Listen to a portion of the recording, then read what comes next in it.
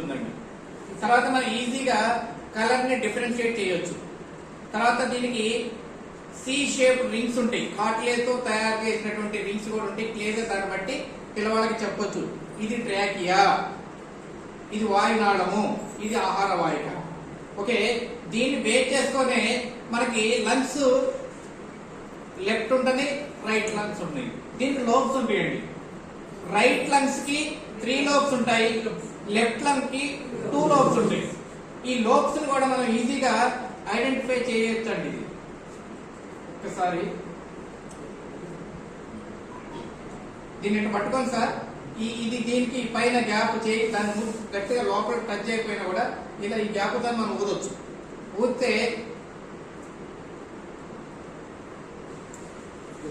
ఏనే కానీ ఇక్కడ కట్ అయింది, అందుకే ఇక్కడ పట్టుకుంటున్నాను. అదే కట్ కాకపోతే డైరెక్ట్ ఊదొచ్చు. మన వాళ్ళు అక్కడ మేము తీసుకొచ్చినప్పుడు వాడు సడన్ గా దీన్ని కట్ చేసిండు, ఇక్కడ ట్రాక్ కట్ అయింది, అందుకే నేను ఇక్కడ క్లోజ్ చేస్తున్నా.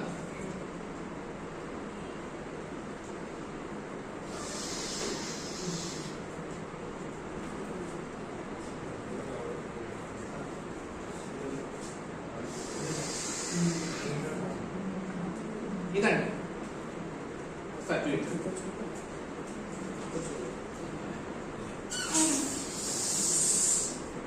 ఇక్కడ చూసారు కదా రైట్ సైడ్ లో లోబ్ 1, లోబ్ 2, లోబ్ 3 కింద ఈ విధంగా ఉంది. ఇది ఒక డోమ్ షేప్ లో ఉంటుంది మనకి ఒక స్పేస్.